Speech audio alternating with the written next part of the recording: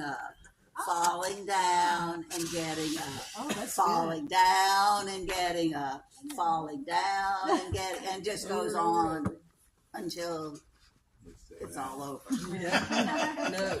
And I really thought, yes, that is it, because we do fall. And we sometimes, the idea, the image is that we're such goody two-shoes kind of people. We're such, icons of goodness and greatness and so forth, that we don't ever make mistakes. And if we do, there's no hope for us, or whatever. Nothing bad I ever have a tennis happens to phone, us. y'all. Right. I And was then little you tennis don't speak just for get up and start over.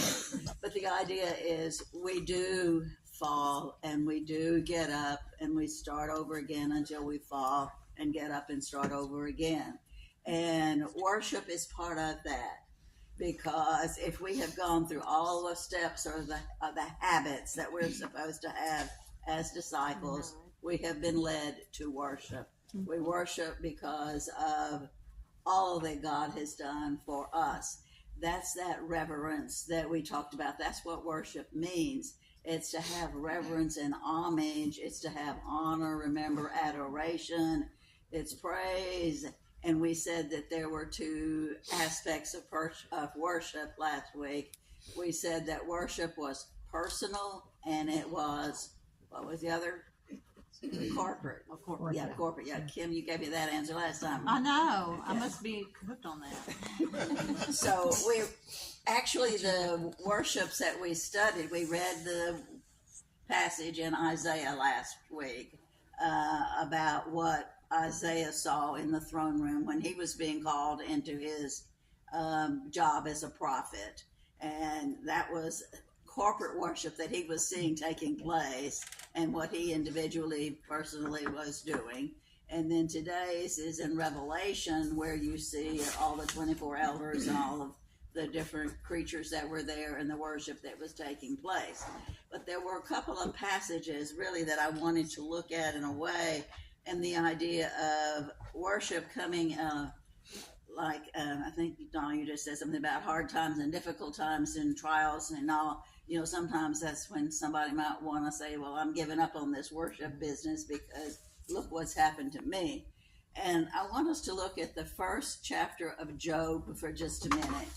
And what have we experienced in the weather in our part of the world here over the last several months, particularly they have in Houston and up in where my daughter's, it's what? Tornadoes. Okay, I'm looking for a word that starts with a W. Weather. Yeah, weather, but what tornadoes are part of what aspect? Wind. The winds. Have we had quite a bit of wind activity even down here? Oh yeah, we got Winter. trees down like crazy. Yeah, I mean, I've had branches down in my yard and that sort of thing, but I haven't had my house, in the position that some of these people have had in the Houston area and up in North Texas and where my sister is in northern part of Louisiana over there. So much with wind and the damage that winds can cause. Okay, looking in Job, and I don't know how much you remember for sure about all that he went through, but that he was such a good example of what godly life was like, that Satan got interested, remember? Mm-hmm. And what did Satan do? He attacked him. He what? He attacked him. Tested him.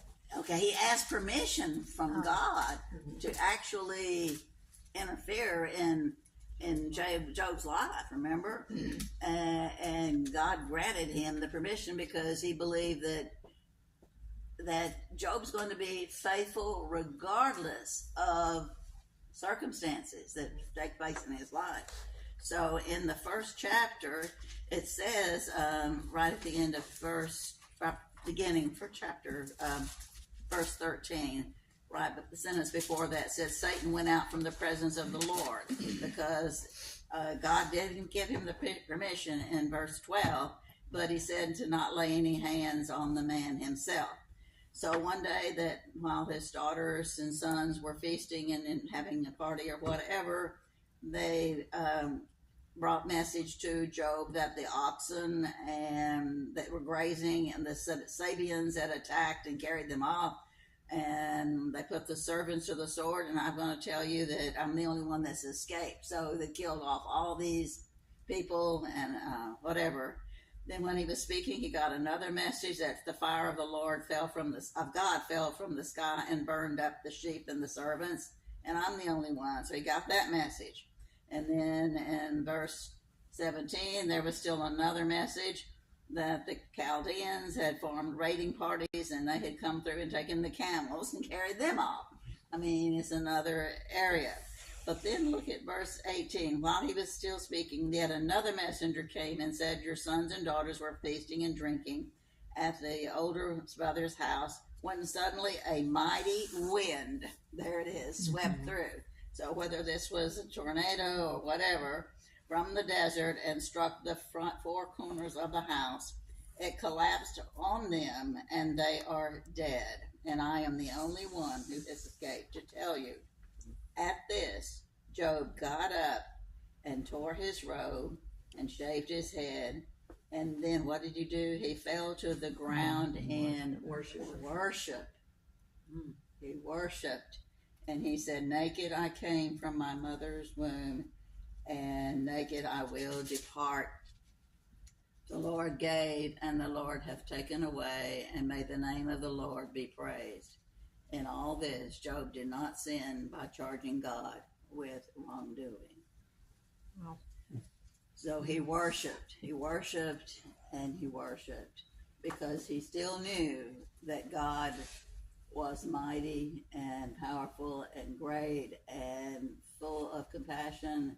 And in spite of all this, and if he does ask questions, he does challenge, his friends and so forth, but he never ever really totally, went against God. And that, I think, we need to remember is so important. And then in Psalm 139, if you're familiar with David's psalm here, he is praising God because in the midst of all of the people who are trying to kill him, he is saying that he praised God because he was fearfully and wonderfully made. That's in verse 14. That your works are wonderful, not hidden from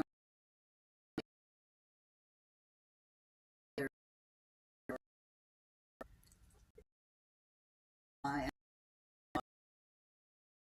or in your book before one of them came to be. And this particular passage about this fearfully and wonderfully made is something that was in readings in connection with our healings. That God does bodies ourselves. As many times as the nurses and doctors try to do things to heal us, it's heal the body. We are fearfully made, and I think that this passage is one we need to praise and offer worship for, because we know that we need to do that, because he is responsible and does take that as something that is special for us in our lives. Okay, so we can go on to Revelation then, to chapter 4 that you did read, I trust, that one chapter. It follows chapter 3.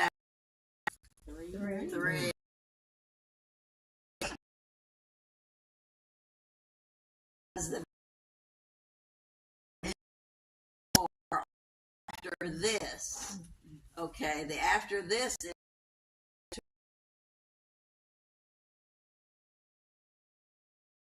is what were those particular messages that needed to be. We're to this, which is quite a getting in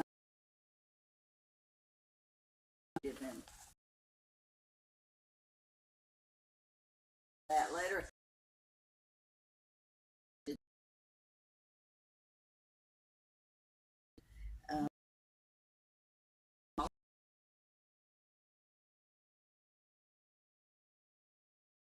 completely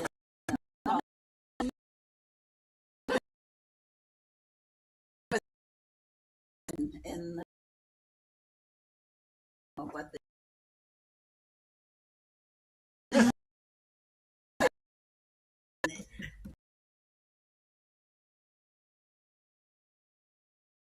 as for that.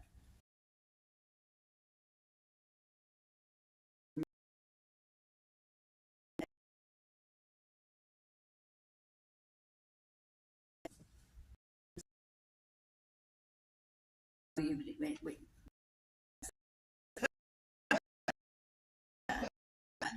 that's after this business in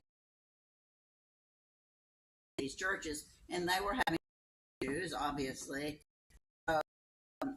And this is being told to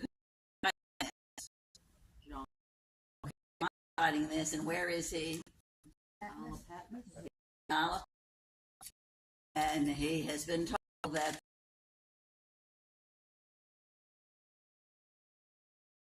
and he says,